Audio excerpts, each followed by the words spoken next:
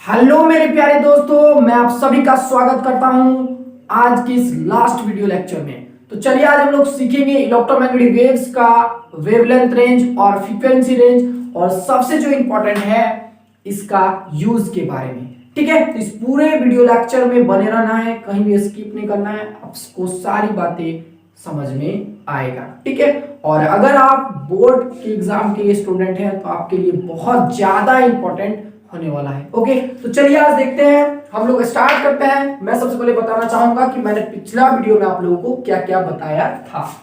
तो मैंने आप लोगों को पिछला वीडियो में बताया था इलेक्ट्रोमैग्नेटिक वेव्स का वेवलेंथ रेंज के बारे में और फ्रीक्वेंसी रेंज के बारे में। ठीक है, और उससे रिलेटेड मैंने कुछ फॉर्मूला बताया था और न्यूमेरिकल बताया था। ओके, तो सबसे पहले हम लोग बात कर लेते हैं वेवलेंथ रेंज और फ्रीक्वेंसी रेंज के बारे में। तो मैंने बताया था आप लोगों को इलेक्ट्रोमैग्नेटिक वेव 7 टाइप, ठीक है, 7 टाइप का होता है। और क्या क्या होता है, तो सबसे पहले हम लोग बात करेंगे गामा रेज का। ठीक है, तो गामा रेज का जो वेवलेंथ रेंज होता है, वेवलेंथ, और किसमें बात किए थे हम लोग, मीटर में। तो वेवलेंथ होता है गामा रेज का होता है 10 टू दी पावर -13 से लेके 10 टू दी पावर -10 मीटर के बीच। ठीक है, फिर आएगा कौन सा रेज बोलो, एक्स रेज। तो एक्स रेज का बात करेंगे हम लोग 10 टू दी पावर -10 से, ठीक है, 10 टू दी पावर -8 मीटर के बीच। ठीक है, फिर आएगा कौन सा बोलो, अल्ट्रा वायलेट रे, यानी कि यूवी रे। तो यूवी रे का फ्रीक्वेंसी वेवलेंथ रेंज क्या होता है, तो वेवलेंथ रेंज होता है 10 टू दी पावर -8 से 4 into 10 to the power -7 metre के बीच। ठीक है, फिर हम लोग बात करेंगे लाइट। लाइट का मतलब हम लोग विबजियोर भी बोल सकते हैं, विबजियोर, जिसको हम लोग बोल, क्या है ये, विजिबल लाइट है। क्या है बोलो, ये विजिबल लाइट है। विजिबल लाइट का मतलब जो हमारे आंखें जिस लाइट को देखने के योग्य होती है, योग्य मतलब एग्जिस्ट करता है, उसको हम लोग बोलेंगे विजिबल लाइट। और ये बाकी सारे, इस लाइट को छोड़ के बाकी सारा जितना भी आएगा अभी, ठीक है, ऊपर में और नीचे में, ये सब इनविजिबल लाइट होता है। समझ में आ रहा कि नहीं आ रहा, क्या होता है बोलो, इनविजिबल इलेक्ट्रोमैग्नेटिक वेव्स होता है। ये सभी क्या है, इलेक्ट्रोमैग्नेटिक वेव्स है। तो लाइट का वेवलेंथ रेंज होता है कितना बोलो, 4 इंटू 10 टू दी पावर -7 से 8 into 10 to the power -7 metre के बीच। ठीक है, और इसको मैंने आप लोगों को एंगस्ट्रम में भी निकाल के बताया था पिछला वीडियो में। कितना था बोलो, 4000 एंगस्ट्रम से 8000 एंगस्ट्रम के बीच। ठीक है, आगे बात करेंगे, आएगा क्या बोलो, इंफ्रारे का बात करेंगे। तो इंफ्रारे क्या क्या होता है, इंफ्रारे का वेवलेंथ रेंज क्या होता है बोलो, 8 इंटू 10 टू दी पावर -7 से 10 टू दी पावर -3 के बीच। ठीक है, आगे बात करेंगे हम लोग माइक्रोवेव्स। माइक्रोवेव्स, ठीक है, तो माइक्रोवेव्स का होता है 10 टू दी पावर -3 से बोलो 3 into 10 to the power 2 metre के बीच। ठीक है, देख सकते हैं कि धीरे धीरे हमारा वेवलेंथ क्या हो रहा है, बढ़ रहा है। देखो सबसे कम 10 टू दी पावर -13, आप लोग ही बताइए, 10 टू दी पावर -13 बड़ा होता है कि 10 to the power -10? Of course 10 to the power -10 बड़ा होता है, 10 टू दी पावर -13 क्या होता है, छोटा होता है। तो इससे पता चला कि धीरे धीरे क्या है, वेवलेंथ जो है बढ़ता जा रहा है। धीरे धीरे वेवलेंथ क्या हो रहा है, बढ़ता जा रहा है। देख सकते हैं यहाँ पे 10 टू दी पावर -8 है, यहाँ पे क्या है बोलो 10 टू दी पावर -7 है। इससे ये क्या है, ये वाला टर्म बड़ा है, ये वाला टर्म क्या है, बड़ा है, यानी कि वेवलेंथ धीरे धीरे क्या हो रहा है, बढ़ रहा है। ठीक है, आगे बात करते हैं, एक और है रेडियो वेव। किसका बात करेंगे बोलो, रेडियो वेव्स का। तो रेडियो वेव्स का वेवलेंथ रेंज कितना है बोलो, वेवलेंथ रेंज है 3 इंटू 10 टू दी पावर 2 से 10 टू दी पावर 4 मीटर के बीच। ठीक है, और इस पूरे सीरीज में हम लोग को क्या देखने को मिल रहा है, हम लोग को देखने को मिल रहा है कि गामा रेज का वेवलेंथ क्या है बोलो, सबसे छोटा है। गामा रेज का क्या है बोलो, सबसे छोटा है, सबसे छोटा है। ठीक है, और रेडियो वेव का वेवलेंथ क्या है बोलो, सबसे बड़ा है, सबसे क्या है लोग, बड़ा है।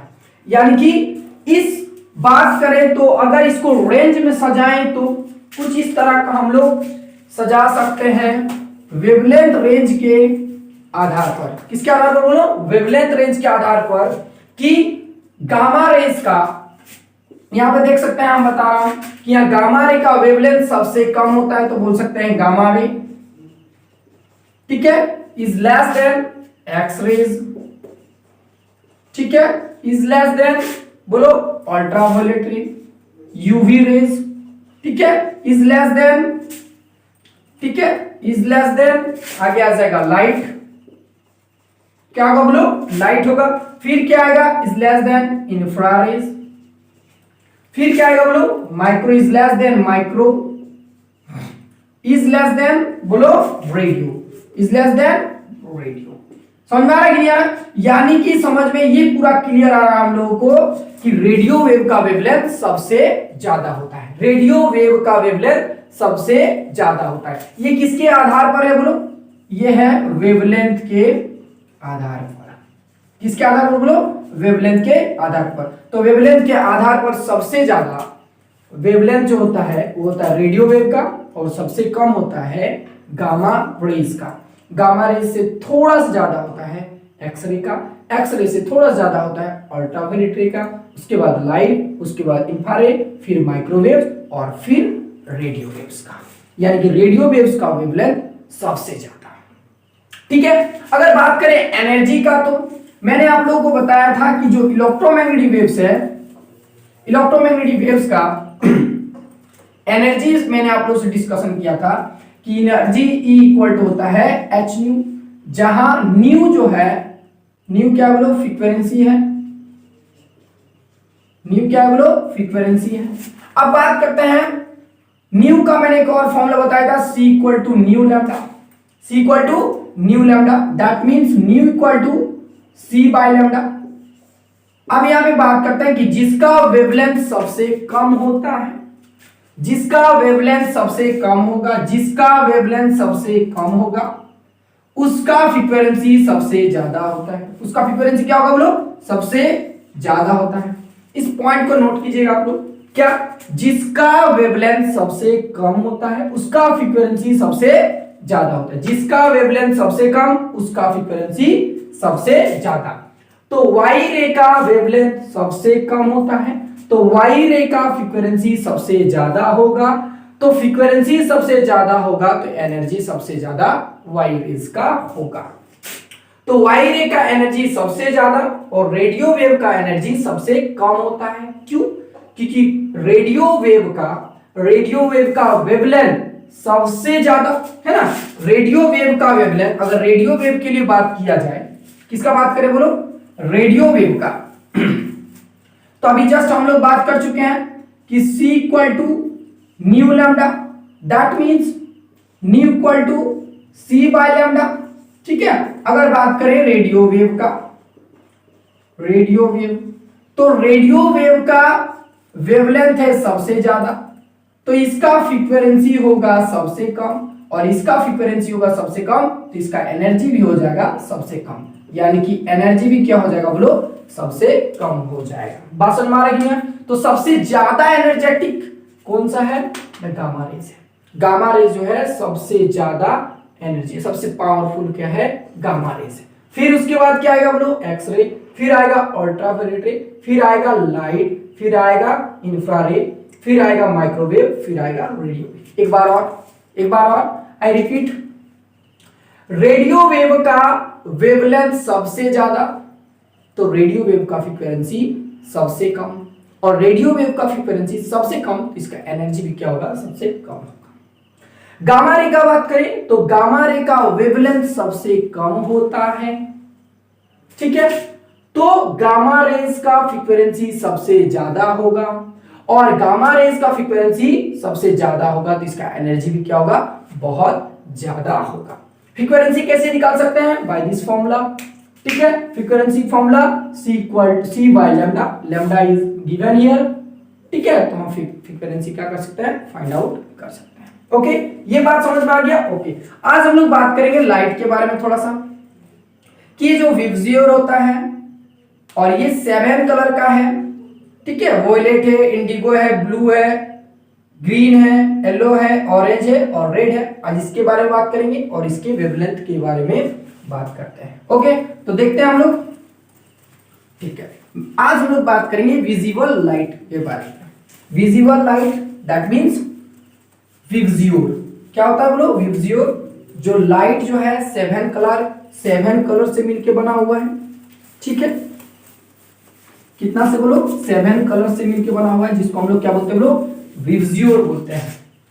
क्या बोलते हैं? विबज्योर, ठीक है। तो देखते हैं, गौर से समझते हैं सारी बातें को। तो हम सबसे पहले बात करेंगे विजिबल लाइट का। विजिबल लाइट का बात हो रहा है। विजिबल लाइट दैट मींस विबज्योर, विबज्योर, ठीक है। अब ये विबज्योर है क्या, बात करते हैं। ये विबज्योर एक को बोलेंगे वॉयलेट, ठीक है। फिर आएगा इंडिगो, इंडिगो, फिर बात करेंगे ब्लू, फिर बात करेंगे ग्रीन, ठीक है। फिर बात करेंगे क्या? ग्रीन। ग्रीन के बाद क्या आएगा बोलो? येलो आएगा। येलो के बाद क्या आएगा बोलो? ऑरेंज आएगा। ऑरेंज के बाद क्या है बोलो? रेड है, ठीक है। अगर बात किया जाए विबज्योर का वेवलेंथ का, तो मैंने आप लोगों को बताया था कि इसका जो वेवलेंथ होता है 4000 एंगस्ट्रॉम से 8000 एंगस्ट्रॉम के बीच होता है। यानी कि अगर मीटर में बात किया जाए तो 4 × 10⁻⁻7 से 8 × 10⁻⁻7 मीटर के बीच होता है, ठीक है। तो बात करेंगे वॉयलेट का वेवलेंथ क्या होगा। तो वॉयलेट का वेवलेंथ होता है 4000 एंगस्ट्रॉम से, ठीक है।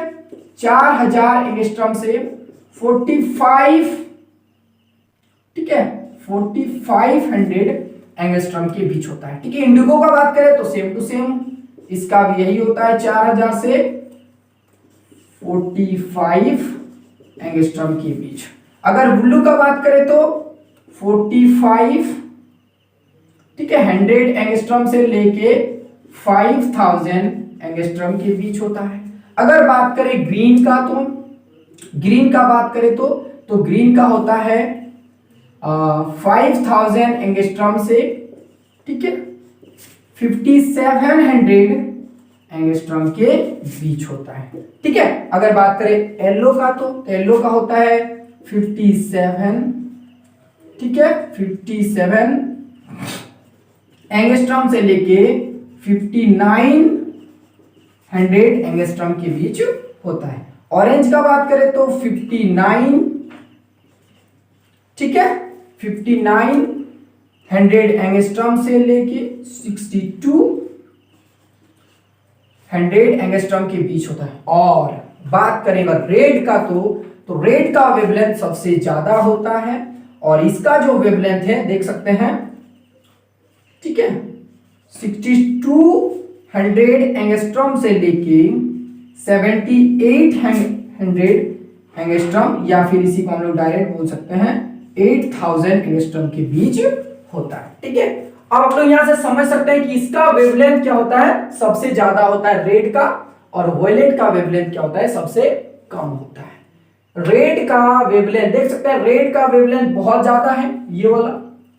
उसके बाद अगर देखा जाए तो ग्रीन का 700 के आसपास आ रहा है, और उसके बाद है इंडिगो का है, वॉयलेट का है, ब्लू का है। यानी कि सबसे ज्यादा अगर वेवलेंथ का बात करें तो किसका है, रेड का है। तो हम लोग देखते हुए ट्रैफिक सिग्नल में जो डेंजर का जो साइन होता है वो रेड से दिया जाता है। जो ट्रेन का जो रेल लाइन है, रेल लाइन जहां पे यूज होता है, जहां रेलवे स्टेशन होता है, वहां सब में डेंजर की जगह, तो डेंजर साइन के लिए रेड का यूज किया जाता है। क्यों? क्योंकि इसका वेवलेंथ बहुत ज्यादा होता है। तो एटमॉस्फेयर में, ठीक है ना, एटमॉस्फेयर में क्या होता है, इसका स्कैटरिंग बहुत कम होता है। इसका वेवलेंथ बहुत ज्यादा होने के कारण स्कैटरिंग क्या होता है, बहुत कम होता है। हम लोग समझ सकते हैं कि स्कैटरिंग का फॉर्मूला होता है, scattering is directly proportional to 1/λ⁴, 1/λ⁴।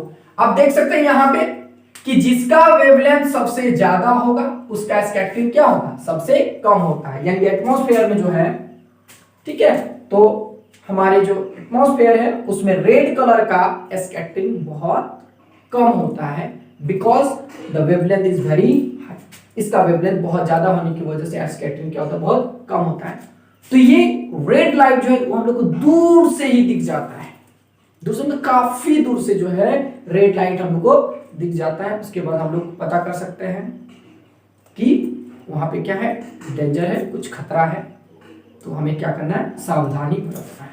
समझ में आएगी नहीं है, बोलता be careful because there is danger. Okay, तो इस तरह करके हम लोग रेड कलर का समझ सकते हैं स्कैटरिंग कम होगा, because wavelength is very high, wavelength बहुत ज्यादा है, स्कैटरिंग क्या होगा, कम होगा। एक सिंपल सा मैं लॉजिक बताता हूं यहाँ पे याद रखने का। आप लोग देखे होंगे कि दुल्हन जो होती है उस शादी का जोड़ा में रेड कलर मतलब रेड ड्रेस पहनती है, इससे हम लोग समझ सकते हैं कि वो एक तरह से सिंबल है, वो सिंबल है डेंजर का सिंबल, फ्यूचर में आने वाले डेंजर का सिंबल है। बाकी आप लोग जो भी समझ सकते हैं, बोल सकते हैं कि लड़का जो है खतरनाक, खतरों का खिलाड़ी होता है, जो भी है, ठीक है। तो ऐसे समझ सकते हैं आप लोग कि रेड जो है, red colour is the symbol of danger, ठीक है। बाकी आप लोग की मर्जी जो भी है, तो यहां से ऐसे करके हम लोग याद रख सकते हैं। बाकी ये बहुत एग्जाम के लिए बहुत यूजफुल है, ओके, इसको नोट कीजिए। अब हम लोग बात करेंगे कुछ न्यूमेरिकल्स कर लेते हैं, फिर समझते हैं, ठीक है। तो लिखा हुआ एक क्वेश्चन आपके सामने, find the plane wave from find the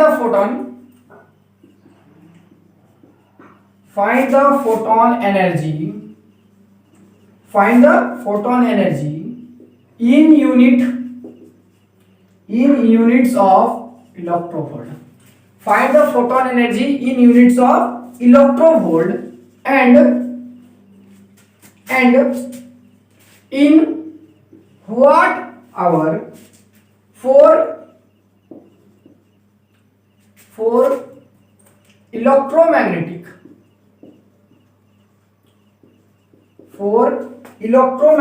waves for electromagnetic waves of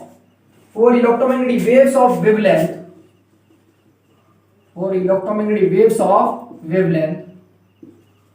40 metre और गिवन है हमारे पास, गिवन है h equal to 6.63 into 10⁻⁻34 joule second.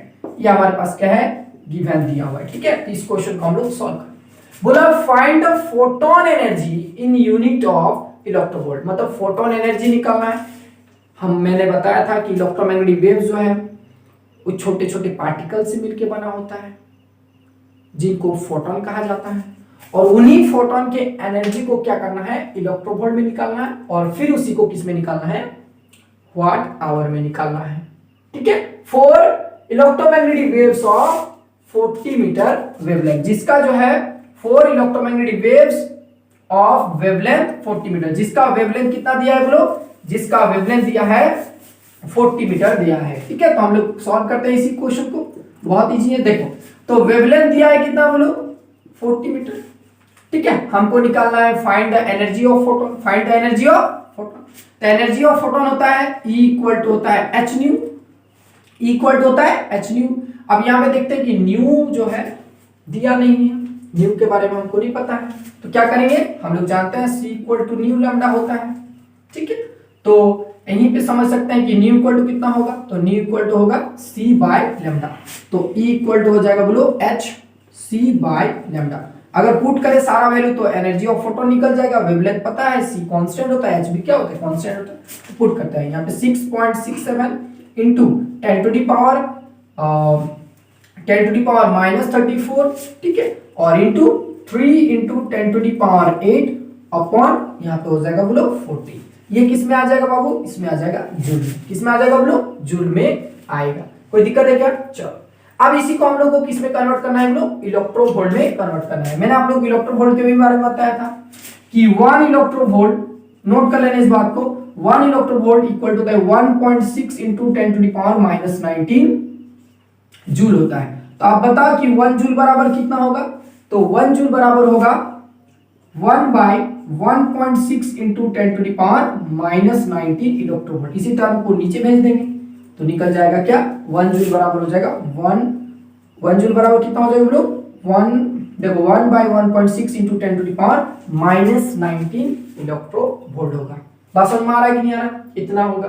तो हम बताइए कि मेरे पास इतना जूल है, ठीक है, तो 1 जूल बराबर इतना, तो इतना जूल बराबर क्या करेंगे, इसी से उसको क्या करेंगे, मल्टीप्लाई कर देंगे। दैट मींस हम लोग को अगर इलेक्ट्रोवोल्ट में निकालना है तो उस टर्म से क्या करना पड़ेगा, मल्टीप्लाई करना पड़ेगा। 1 जूल बराबर इतना, तो 5 जूल, अगर मान लो 1 जूल बराबर इतना, तो 5 जूल बराबर कितना, तो 5 जूल बराबर हो जाएगा 5 इंटू 1.6 बोलो into 10 to the power -19 electronvolt, होगा कि नहीं होगा। उसी तरह इतना जूल बराबर क्या करेगा, इसी टर्म से उसको क्या करेंगे बोलो, मल्टीप्लाई कर देंगे। तो लिख देंगे 6.67 इंटू 10 टू द पावर -34, ठीक है, और into 3 into 10 to the power 8 और बाय नीचे में क्या होगा बोलो 40 और इंटू उस टर्म से डिवाइड कर देंगे, तो होगा 1.6 इंटू 10 टू द पावर -19, किस में आ जाएगा बोलो, इलेक्ट्रोवोल्ट में आ जाएगा। किस में आ जाएगा बोलो, इलेक्ट्रोवोल्ट में आ जाएगा, ठीक है। तो अब इसी को क्या करेंगे हम लोग, इसी टर्म को जो है, ठीक है, इसी टर्म को क्या करेंगे हम लोग, वाट आवर में निकालेंगे, ठीक है। तो वाट आवर में कैसे निकालेंगे मैं अभी बताता हूं, चलो। तो देखो हम लोग जरूर पढ़े होंगे कि 1 किलो वाट आवर इक्वल होता है 3.6 into 10 to the power -6 joule. बोलो पढ़े हैं कि नहीं पढ़े हैं, ये तो पढ़े होंगे, ठीक है।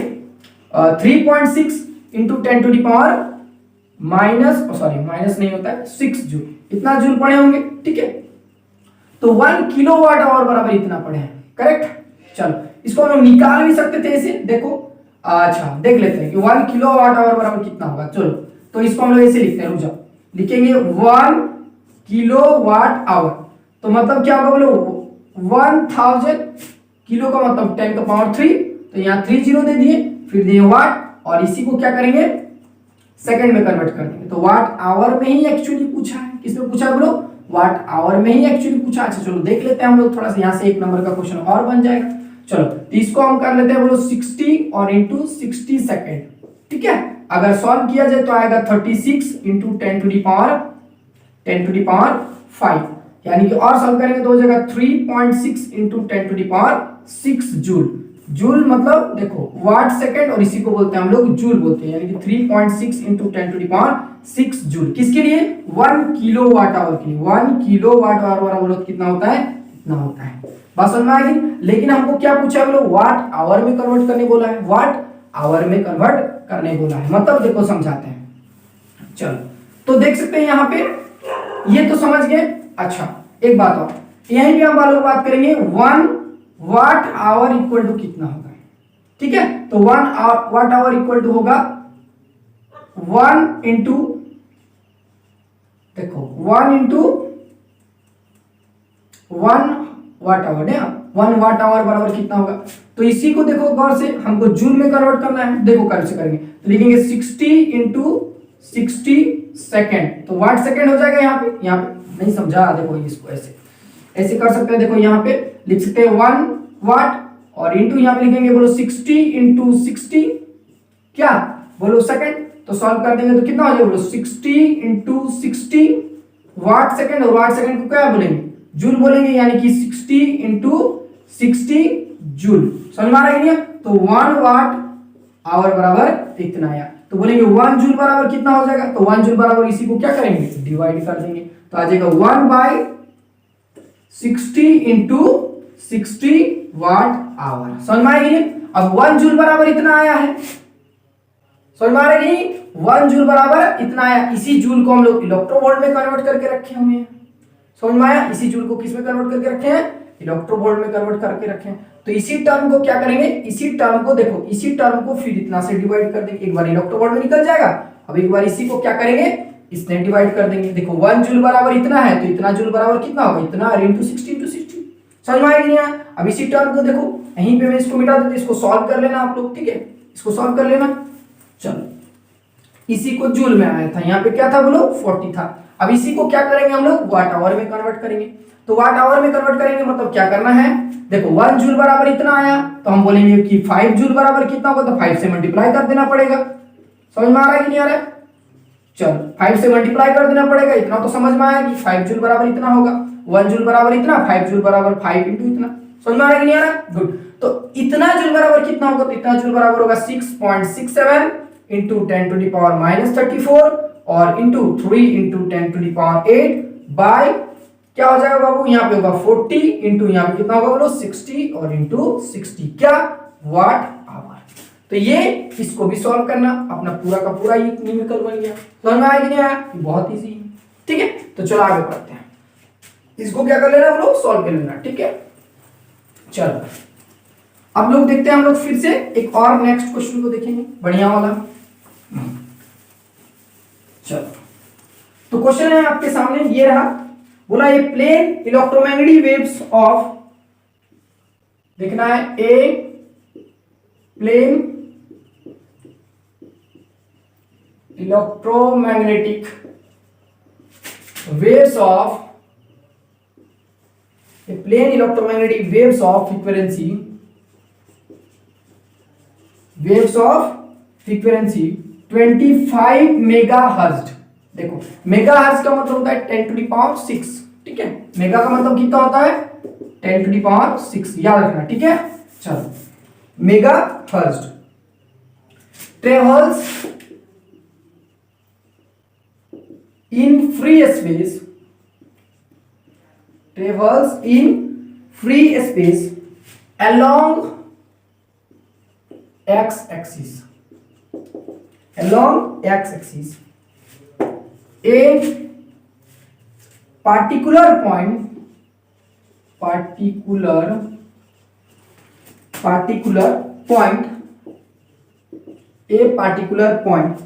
in space and time the electric vector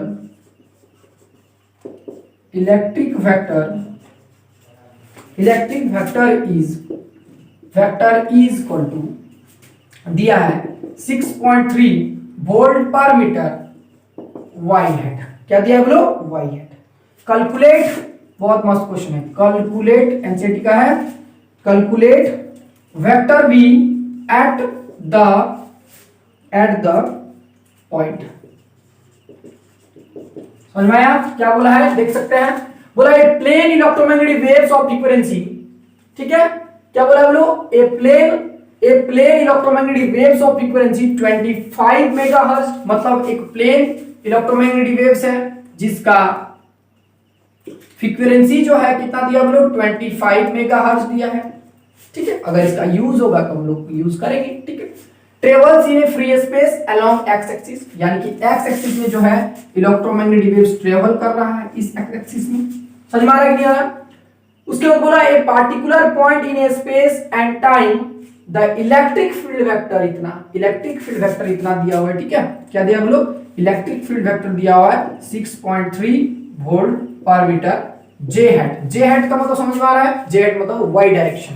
किसका डायरेक्शन बोलो? वाई डायरेक्शन में। हम लोग यहाँ पे देखते हैं, यानी कि इलेक्ट्रिक फील्ड वेक्टर जरूर ऐसे ऐसे ऑक्सीलेट कर रहा होगा। ठीक है, वाई डायरेक्शन में। ठीक है, तो बात करेंगे हम लोग, बोला है कैलकुलेट मैग्नेटिक फील्ड भी। देख लो मैग्नेटिक फील्ड भी, यही वेक्टर भी मतलब क्या? मैग्नेटिक फील्ड भी। तो मैंने आप लोगों को बताया था कि किसी भी पॉइंट पर इलेक्ट्रोमैग्नेटिक वेव्स के किसी, आई थिंक वीडियो से 3 वीडियो लेक्चर्स में यही सब बता रहा हूं। ठीक है, कि इलेक्ट्रोमैग्नेटिक वेव्स के किसी भी पॉइंट पर the velocity of wave propagation is equal to the ratio of electric field and magnetic field. मैंने आप लोग बताया था C equal to E naught by B naught. ठीक है, तो ये फॉर्मूला से हम लोग क्या करेंगे? मैग्नेटिक फील्ड B फाइंड करेंगे। तो magnetic field B is equal to क्या हो जाएगा बोलो? E नॉट बाय C हो जाएगा। E नॉट का वैल्यू कितना है बाबू? E नॉट का वैल्यू है 6.3 और बाय हम लोग C का वैल्यू ऑलरेडी पता होता है 3 इंटू 10 टू द पावर 8। ठीक है, तो यहाँ पे काटेंगे तो कितना आ जाएगा बोलो? इसमें आ जाएगा 2.1 और इंटू 10 टू द पावर -8 क्या होगा बोलो? टेस्ला। मैग्नेटिक फील्ड का यूनिट क्या होता है बोलो? टेस्ला होता है। अच्छा, तो मैग्नेटिक फील्ड B का डायरेक्शन क्या होगा? देखो ये है वेव प्रोपेगेशन का डायरेक्शन। अगर y डायरेक्शन में क्या है? इलेक्ट्रिक फील्ड वेक्टर है, तो z डायरेक्शन में क्या होगा? ये y डायरेक्शन है तो z डायरेक्शन में होगा मैग्नेटिक फील्ड वेक्टर, ये है इलेक्ट्रिक फील्ड वेक्टर, ये होगा मैग्नेटिक फील्ड वेक्टर। क्यों? क्योंकि इलेक्ट्रोमैग्नेटिक वेव्स जो होता है वो इलेक्ट्रिक फील्ड और मैग्नेटिक फील्ड से बना होता है, और इलेक्ट्रिक फील्ड मैग्नेटिक फील्ड, सुनो, इलेक्ट्रिक फील्ड मैग्नेटिक फील्ड और वेव प्रोपेगेशन का डायरेक्शन तीनों जो है म्यूचुअली परपेंडिकुलर होता है। ठीक है, देख सकते हैं अगर ये वेव ऐसे चल रहा है तो इलेक्ट्रिक फील्ड वेक्टर ऐसे ऐसे ऑक्सीलेट कर रहा होगा और मैग्नेटिक फील्ड ऐसे ऐसे ऑक्सीलेट कर रहा होगा। तो ये एक्स एक्सिस, ये वाई एक्सिस और ये जेड एक्सिस, समझ में आया कि नहीं? तो ये जेड एक्सिस में क्या होगा बोलो? मैग्नेटिक फील्ड होगा, यानी कि मैग्नेटिक फील्ड का वाइब्रेशन होगा जेड एक्सिस में। और मैग्नेटिक फील्ड कितना आया बोलो? 2.1 × 10⁻⁸ टेस्ला। बात समझ में आया? तो चलिए अब हम लोग बात करेंगे इलेक्ट्रोमैग्नेटिक वेव्स के यूजेस के बारे में। ठीक है, तो चलो हम लोग अब गामा रेज के बारे में थोड़ा बातचीत करते हैं कि गामा रे क्या होता है। मैंने आप लोगों को बताया था कि गामा रे एक इलेक्ट्रोमैग्नेटिक वेव्स होता है, ये इलेक्ट्रिक फील्ड और मैग्नेटिक फील्ड से मिलकर बना होता है। ठीक है, तो देखते हैं, लिखा हुआ है it is electromagnetic waves of wavelength range, इसका वेवलेंथ रेंज इतना होता है। ये एक इलेक्ट्रोमैग्नेटिक वेव्स है जिसका वेवलेंथ रेंज इतना होता है। और बात करेंगे फ्रीक्वेंसी रेंज, तो मैंने आप लोगों को फ्रीक्वेंसी रेंज निकालने के लिए सिखाया था, मैं यहाँ पे थोड़ा सा निकाल देता हूँ। ठीक है, तो मैंने आप लोगों को फ्रीक्वेंसी रेंज पढ़ाया था, फ्रीक्वेंसी रेंज इक्वल होता है c/λ। तो c का वैल्यू होता है 10⁻⁻13, सॉरी c का वैल्यू होता है 3 × 10⁸, और यहाँ लैम्डा का वैल्यू दिया है 10⁻⁻13। सॉल्व करेंगे तो आ जाएगा 3 × 10⁻21। तो यहाँ पे एक तरफ आ जाएगा बोलो 3 × 10⁻21 से कहां तक चलेगा? इधर रखते हैं एक बार 10⁻⁻10 रख देते हैं, 10⁻⁻10 तो हो जाएगा 3 × 10⁻18। तो यहाँ लिखेंगे बोलो 3 × 10⁻18 हर्ट्ज। ठीक है, बाकी मैंने आप लोग इलेक्ट्रोमैग्नेटिक स्पेक्ट्रम का चार्ट भी बताया था, तो उस चार्ट से देख के लिख सकते हैं। ठीक है, तो चलिए एक बार और रिपीट करते हैं इसी बात को। क्या लिखा हुआ बोलो? It is electromagnetic waves of wavelength range इतना, ठीक है, जिसका वेवलेंथ रेंज होता है 10⁻⁻13 से लेके 10⁻⁻10 मीटर के बीच। ठीक है, और फ्रीक्वेंसी रेंज होता है इतना 3 × 10⁻21 से 3 × 10⁻18 हर्ट्ज के बीच होता है। ठीक है, these rays are highly energetic। देखो, these rays are highly energetic, मैंने आप लोगों को बताया था इसका जो वेवलेंथ होता है बहुत कम होता है, तो इसका फ्रीक्वेंसी बहुत ज्यादा होगा, और इसका फ्रीक्वेंसी बहुत ज्यादा होती है, ये बहुत ज्यादा एनर्जी प्रोड्यूस करता है इक्वल टू h, और फ्रीक्वेंसी ज्यादा है तो E ज्यादा होगा, ये बहुत ज्यादा एनर्जेटिक होगा। ठीक है, आगे बात करें, it is produced by the nucleus of the radio active substance. ये जो गामा रे जो प्रोड्यूस होता है nucleus of radio active substance से। आप लोग अगर पढ़े होंगे सेमीकंडक्टर तो उसमें आप लोग अगर आप लोग पढ़े होंगे न्यूक्लियस के बारे में पढ़े होंगे कि एक रेडियो एक्टिव सब्सटेंस है। फॉर एग्जांपल के लिए यूरेनियम, क्या है बोलो? यूरेनियम। तो जब यूरेनियम एटम टूटता है तो वहां से अल्फा बीटा गामा रे निकलता है, तो जो गामा रे का बात कर रहे हैं वो गामा रे क्या है बोलो? यही गामा रे का बात हो रहा है। ठीक है, तो nucleus of radio active substance समझ में आ गया कि it is produced by the nucleus of radio active substance. मैंने क्या बताया बोलो? यूरेनियम, एग्जांपल दिया, यूरेनियम क्या एक रेडियो एक्टिव सब्सटेंस है, और ये यूरेनियम जो होता है नेचर में अनस्टेबल होता है, मतलब ये हमेशा टूटता फूटता, इसका एटम जो है टूटता फूट रहा है, डिसइंटीग्रेट होता रहेगा, मतलब जब टूटेगा तो अल्फा बीटा और गामा रे का बनाएगा, मतलब अल्फा रे और गामा रे क्या करेगा? इमिट करेगा। तो वही गामा रे का बात हो रहा है। तो गामा रे मतलब समझ में आ गया होगा कि गामा रे क्या है? इलेक्ट्रोमैग्नेटिक वेव से जो रेडियो एक्टिव सब्सटेंस के न्यूक्लियस से प्रोड्यूस होता है। ठीक है, आगे बात करेंगे यूज का। देखो, in the treatment of cancer and tumour, तो ट्यूमर का इलाज में और कैंसर के इलाज में इसका यूज किया जाता है। To preserve the value of food stock for long time, ये जो लॉन्ग टाइम के लिए फूड को क्या करता है? सेव रखता है। Soft gamma rays can kill micro organism easily, और जो छोटा छोटा जो माइक्रो ऑर्गेनिज्म होगा उसको क्या करेगा? किल करेगा। ठीक है ना। अब बात करेंगे यहाँ सॉफ्ट का, तो सॉफ्ट का मतलब होता है गामा रेज ही है, बस इसका थोड़ा सा एनर्जी कम होता है, उसको हम लोग बोलते हैं सॉफ्ट गामा रे। क्या बोलते हैं? सॉफ्ट गामा रेज को। ठीक है, टू प्रोड्यूस न्यूक्लियर रिएक्शन, ये जो है क्या प्रोड्यूस करता है? लोग न्यूक्लियर रिएक्शन से प्रोड्यूस होता है। ठीक है, to provide valuable information about the structure of atomic nucleus, ठीक है। तो ये बहुत ज्यादा इंफॉर्मेशन प्रोड्यूस करता है, मतलब क्या बोलते हैं इसको, इंफॉर्मेशन जो है प्रोवाइड करता है कौन, गामा रेज, किसका, एटॉमिक स्ट्रक्चर का, एटॉमिक स्ट्रक्चर ऑफ, देखो स्ट्रक्चर ऑफ एटॉमिक न्यूक्लियस का, ठीक है। तो ये 4 पॉइंट है, स्क्रीनशॉट कर लीजिए, आप लोगों को बहुत अच्छा से ये समझ में आया होगा, ठीक है। आगे बात करते हैं, चलिए अब देखते हैं हम लोग एक्स रेज को। एक्स रेज देखिएगा, it is electromagnetic waves of wavelength 10 to the power -10 to 10 to the power -8 metre, ठीक है। तो इसका जो वेवलेंथ रेंज है वो वेवलेंथ रेंज इतना दिया हुआ है, ठीक है। तो इसका फ्रीक्वेंसी क्या होगा हम लोग निकाल सकते हैं सेम प्रोसेस से, ठीक है। हम लोग को फ्रीक्वेंसी निकालना है, यहाँ पे गैप है, हम यहाँ पे निकाल लेते हैं, ठीक है। तो फ्रीक्वेंसी इक्वल होता है c बाय लैम्डा, बोलो क्या होता है बोलो, c बाय लैम्डा। तो c का वैल्यू होता है 3 × 10 टू द पावर 8 और बाय लैम्डा का वैल्यू है 10 टू द पावर -10, ऊपर ले जाएंगे क्या हो जाएगा बोलो, हो जाएगा 3 × 10 टू द पावर 18। तो यहाँ लिख सकते हैं बोलो 3 × 10 टू द पावर 18, 2 बोलो 8 है तो यहाँ डाल दो 8, तो ऊपर चला जाएगा तो हो जाएगा 16, क्या हो जाएगा बोलो 16, तो हो जाएगा 3 × 10 टू द पावर 16, क्या होगा बोलो हर्ट्ज, क्या होगा हर्ट्ज, ठीक है।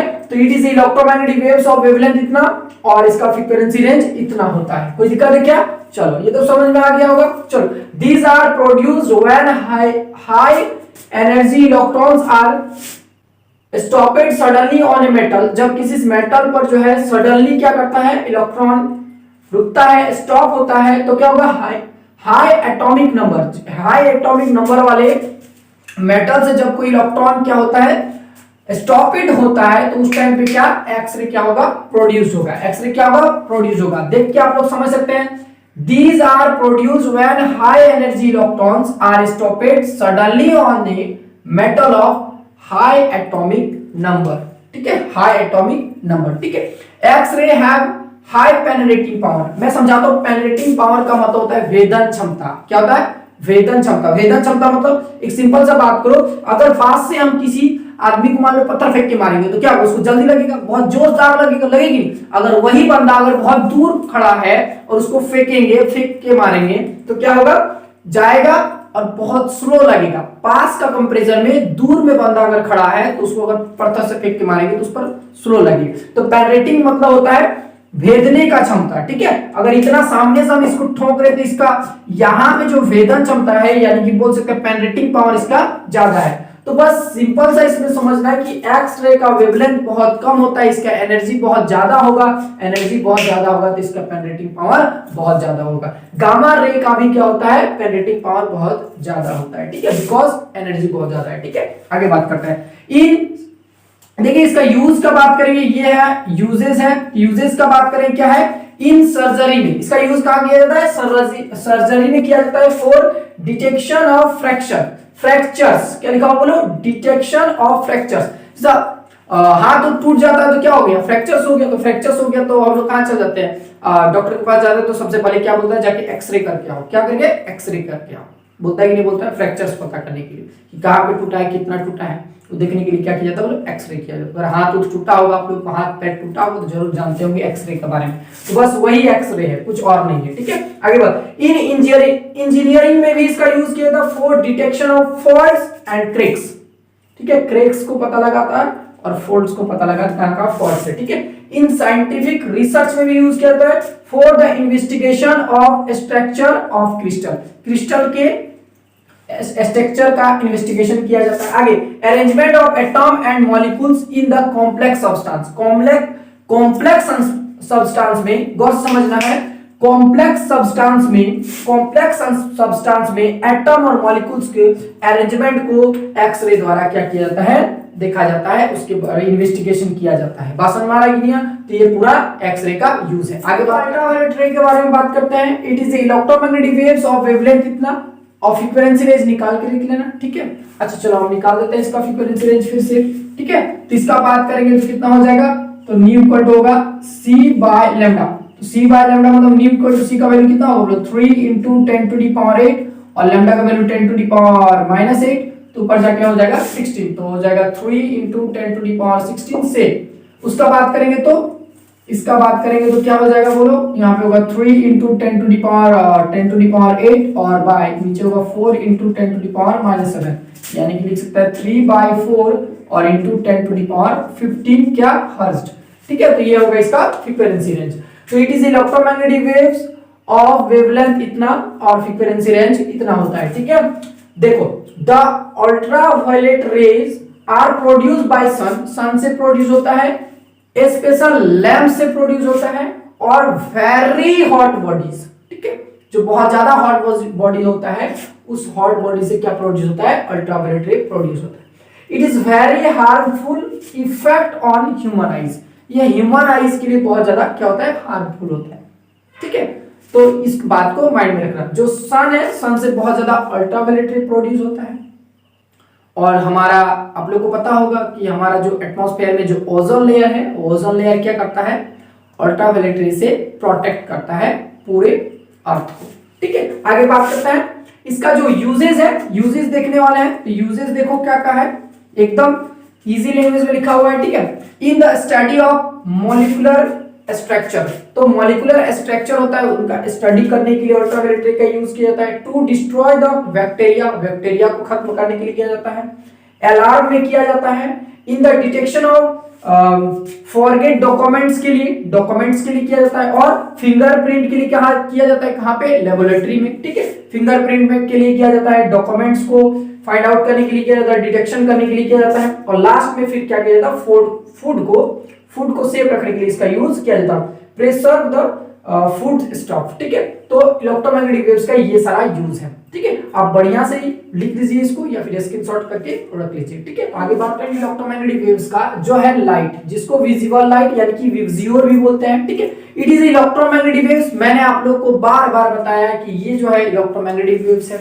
ठीक है, इसका जो वेवलेंथ है 4 × 10 टू द पावर -7 से 8 × 10 टू द पावर -7 के बीच होता है। अगर एंगस्ट्रम में बात करें तो 4000 एंगस्ट्रम से 8000 एंगस्ट्रम के बीच होता है। ठीक है, इसका फ्रीक्वेंसी रेंज कितना होगा, इसका फ्रीक्वेंसी रेंज हो जाएगा आपका, हो जाएगा 3/4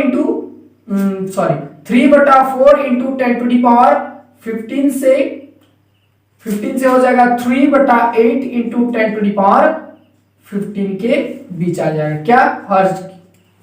ठीक है, इतना होगा इसका फ्रीक्वेंसी रेंज। ठीक है, अब देखो it is produced due to atomic excitation. ठीक है, एक्साइटेशन, एटॉमिक एक्साइटेशन के कारण ये प्रोड्यूस होता है।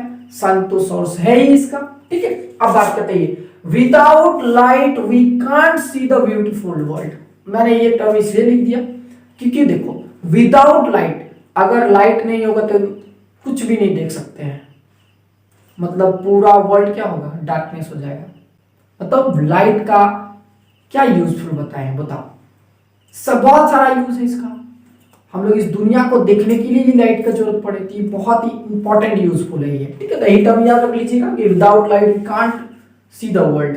हम इस दुनिया को देखने के लिए क्या चाहिए, लाइट चाहिए। तो light is most important for human life, specially अगर स्पेशल बात किया जाए तो ह्यूमन लाइफ के लिए बहुत ज्यादा इंपॉर्टेंट होता है। ठीक है, चलो तो आगे इंफ्रारेंज का बात करते हैं। आप इंफ्रारेंज देखो, it is electromagnetic waves of wavelength इतना, इसका वेवलेंथ इतना होता है। ठीक है, अब इसका फ्रीक्वेंसी का बात कर लेते हैं। तो फ्रीक्वेंसी रेंज कितना होगा, तो सेम वही प्रोसेस है, कुछ करना नहीं था इसमें। फ्रीक्वेंसी इक्वल टू होता है c/λ, तो c का वैल्यू होता है 3 × 10 टू द पावर 8 और नीचे में होगा 8 × 10 टू द पावर -7 और इधर करेंगे तो 3 × 10 टू द पावर 8 और नीचे होगा 10 टू द पावर 3, यानी कि सॉल्व करने को आएगा 3/8 × 10 टू द पावर 15 2 कहां तक, 3 × 10 टू द पावर 11 हर्ट्ज तक। ठीक है, तो ये इसका फ्रीक्वेंसी रेंज है। ठीक है, it is also a heat waves, ये जो एक हीट वेव्स है, मतलब कहने का मतलब इलेक्ट्रोमैग्नेटिक वेव्स जो हीट प्रोड्यूस करता है। क्या प्रोड्यूस करता है लोग, हीट प्रोड्यूस करता है, तो इसको हीट वेव भी कहा जाता है। आगे देखो, it is produce by hot bodies, ये हॉट बॉडी से प्रोड्यूस होता है और मॉलिक्यूल से। ठीक है, आगे यूज देखते हैं, to producing dehydrate fruits, fruit को डिहाइड्रेटेड किया जाता है। ठीक है, डिहाइड्रेटेड किया जाता है। ठीक है, आगे बात देखो second, for taking photographs during the condition of fog smoke, मतलब जब धुआं रहेगा, कुहासा रहेगा या फिर क्या रहेगा लोग, फॉग और स्मोक, समझ में आ रहा है, उस टाइम में फोटोग्राफी के लिए यूज किया जाता है इंफ्रावेव्स का। आगे इन सोलर वाटर हीटर्स में एंड कुकर में इसका यूज किया जाता है। आगे to provides electric energy to satellite by using solar cell. Solar cell का यूज करके सैटेलाइट में इलेक्ट्रिक एनर्जी क्या किया जाता है, प्रोवाइड किया जाता है, ठीक है, इंफ्रारेड से, ठीक है। तो आगे बात करते हैं माइक्रोवेव्स, और हम लोग बात करेंगे माइक्रोवेव का। तो माइक्रोवेव क्या है, गौर से समझते हैं। It is electromagnetic waves of wavelength इतना होता है, ठीक है, इतना क्या होता है बोलो, मीटर में होता है, ठीक है, और फ्रीक्वेंसी रेंज क्या है, इतना हर्ट्ज में होता है, ठीक है। It is produced by special vacuum tube, ठीक है, लिखा हुआ है क्या बोलो, क्लाइस्ट्रॉन एंड मैग्नेट्रॉन्स और गन डायोड से क्या किया जाता है, माइक्रोवेव्स प्रोड्यूस किया जाता है, ठीक है। तो आप गूगल में सर्च कीजिएगा कि मैग्नेट्रॉन्स क्या होता है, तो आप लोगों को पता चल जाएगा। एक इंस्ट्रूमेंट होता है जिसमें इलेक्ट्रॉन कंट्रोल किया जाता है बाय मैग्नेटिक फील्ड के द्वारा, ठीक है। आगे बात करते हैं, यूजेस बात करते हैं। It is use in radar system, इसका यूज किया जाता है रेडार सिस्टम। रेडार एक सिस्टम है, ठीक है। आगे देखते हैं, a radar using microwaves can help in detecting the speed of tennis ball, cricket ball. Cricket ball के स्पीड को डिटेक्शन किया जाता है यूजिंग रेडार का, रेडार का यूज करके डिटेक्ट किया जाता है, ठीक है। आगे microwave ovens are use for cooking purpose के लिए यूज किया जाता है, ठीक है, कुकिंग पर्पस के लिए यूज करते हैं क्या, माइक्रोवेव का। Microwave are used for observing the momentum of train और rails while sitting in a microwave operator control room, ठीक है। तो जो माइक्रोवेव ऑपरेटेड कंट्रोल रूम में जो होता है वो क्या करता है, मोमेंटम, ट्रेन के मोमेंटम को क्या करता है, ऑब्जर्व करता है, ठीक है। तो ये है हमारा माइक्रोवेव्स, बाकी आप देख ही सकते हैं। ओके, तो बात करते हैं आप लास्ट रेडियो वेव्स का। चलिए अब हम लोग बात करेंगे लास्ट रेडियो वेव्स के बारे में। देखो क्या होता है, गौर समझना। It is electromagnetic waves of wavelength इतना मीटर में, ठीक है, और फ्रीक्वेंसी रेंज इतना हर्ट्ज में। कोई दिक्कत है क्या? It is produced by oscillating electric circuit having inductor और कैपेसिटर। एक इलेक्ट्रिक सर्किट है जिसमें इंडक्टर लगा हुआ है, क्या लगा हुआ बोलो, कैपेसिटर लगा हुआ है। तो उसमें ऑक्सीलेटिंग के कारण क्या प्रोड्यूस होता है, रेडियो वेव्स क्या होता है, प्रोड्यूस्ड होता है।